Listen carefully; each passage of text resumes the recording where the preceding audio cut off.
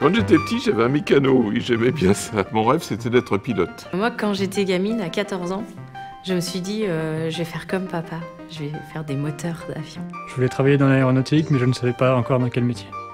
Plein de différents et rien en particulier. J'étais pas arrêtée.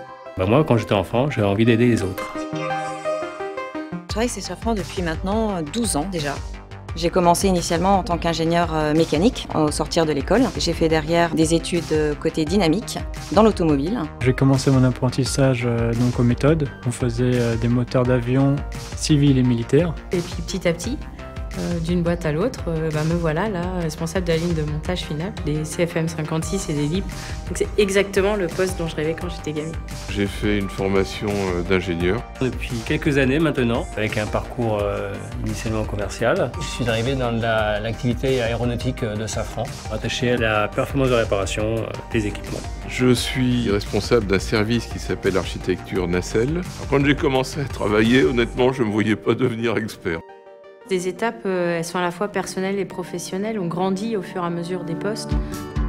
Le technique, j'aimais bien, mais j'aimais encore plus apprendre. J'avais surtout en tête d'ouvrir mon champ d'action, de modifier l'angle de vue. J'ai énormément changé. C'est important d'évoluer quand vous faites tout le temps la même chose, vous vous ennuyez quoi, à la fin.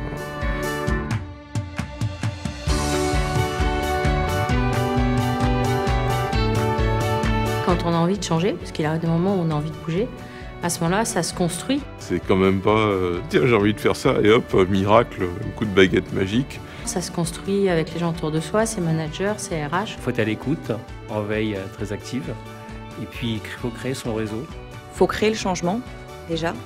Quand on m'a proposé un poste au support client, un poste qui était en plus à haute responsabilité avec un département à manager, quelque chose que j'aurais absolument pas imaginé faire à ce moment-là. Je me suis dit bingo, pourquoi pas, on m'a fait confiance. J'ai tout simplement eu envie de changer d'activité, donc j'ai tout simplement pris rendez-vous avec les RH de ma société. Je venais du domaine de la mécanique et on me donnait un programme dans le domaine des systèmes électroniques, rien à voir. Et il faut oser se mettre en danger le moment où le train passe. Il faut prendre le train, même si on a peur, et finalement accepter un challenge. Il faut oser, il ne faut pas hésiter. Donc c'est accepter de dire stop, il faut que ça bouge, je vais faire quelque chose de nouveau. Safran, pour moi, favorise le parcours professionnel de chacun grâce à des formations. En dehors de mes activités, je suis par exemple partie du réseau ambassadeur. J'ai été accompagnée par les ressources humaines pour mes grands changements de poste, qui sont traduits par des formations, notamment par Safran Université. Ça permet d'avoir une formation homogène dans tout le groupe et avoir la même façon de travailler ensemble. En transmission humaine, on a beau avoir un savoir extraordinaire, on est un savant fou sans ça, quoi. Ça sert à pas à grand-chose. Le conseil que je donnerais à des jeunes, c'est de croire que tout est possible chez Safran. Il faut quand même faire toujours quelque chose qui correspond à ses envies. Je ne sais pas si des gens arrivent à réussir en faisant des choses qui ne leur plaisent pas. Réussir, c'est se lever tous les matins avec l'envie de venir travailler. Moi, j'ai cette chance absolue de faire un métier que j'adore. Pour réussir son parcours professionnel, il faut ne pas avoir peur, suivre son intuition, aimer les challenges, aimer le changement, le dynamisme.